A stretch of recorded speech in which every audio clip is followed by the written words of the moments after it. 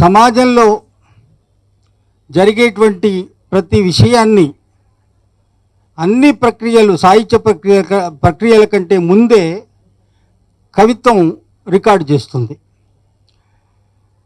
ఒక వ్యాసం రాయాలన్నా, ఒక కథ రాయాలన్నా, ఒక దాని మీద నవల రాయాలన్నా కొంత సమయం తీసుకుంటుంది. కానీ ఆ ఇమీడియట్ రెస్పాన్స్ని, ఆ ఇమీడియట్గా ఉన్నటువంటి తమ స్పందనని కవిత్వం రికార్డు చేస్తుంది. అందువల్ల తెలుగు సాహిత్యంలో కవిత్వానికి ఒక రకంగా చూస్తే స్థానము 1, 2, 3లో ఉండొచ్చు.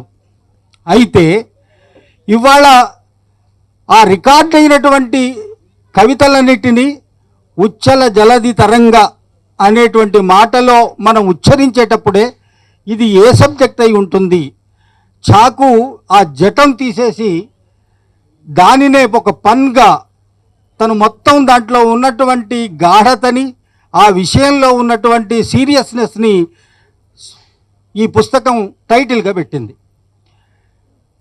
ఇందాక జిలుకర గారు అన్నట్లు లేదా మెర్సీ చెప్పినట్లు ఈ దేశంలో ఇటువంటి విషయాలు ఎక్కడ ఉన్నా అవి ఇమీడియట్గా మన స్పందన ఉంటుంది, కానీ దాన్ని వెంటనే రికార్డు చేయాల్సిన అవసరం ఉంది. ఆ రికార్డు చేయడం ద్వారా మన ప్రొటెస్ట్ని తెలియజేస్తున్నాం అన్నమాట.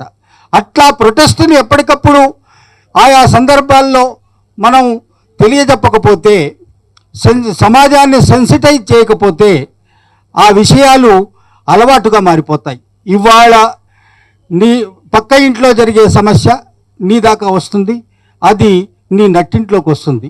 ఆ నట్టింట్లోకి, పక్కింట్లోకి లేదా మన ఊరిలోకి రాకముందే ఇటువంటివి రాకుండా చేయడం అనేటువంటిది ప్రతి బుద్ధిజీవి యొక్క ఇవాళ కర్తవ్యం. ఆ కర్తవ్యాన్ని మెర్సీ ఇవాళ ముందుండి ఈ పని చేసింది. దీంట్లో ఉన్న కవితలు అన్నీ ఆల్మోస్ట్ చదివాను నేను, ఎక్కడా తగ్గలేదు. ఎవరు కూడా ఎవర్రా నువ్వు ఇలా చేయడానికి అన్నట్టుగానే మాట్లాడారు.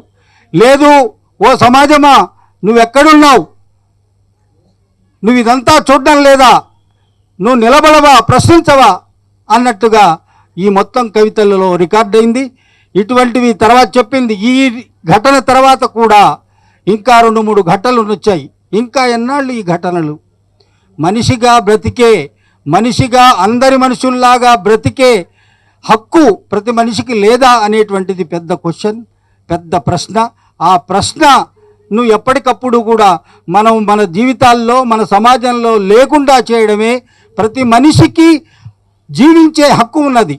ప్రతి మనిషి అందరి మనుషుల్లాగే ఇక్కడ ఉండేటువంటి హక్కు ఉన్నది.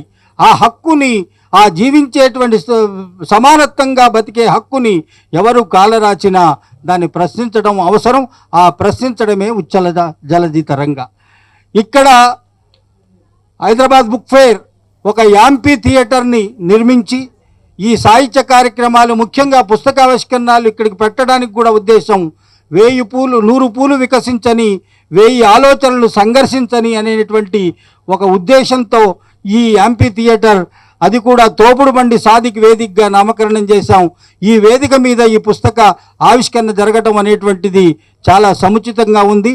జయహో కవిత్వం, జయహో మెర్సీ మార్గెట్. Thank you.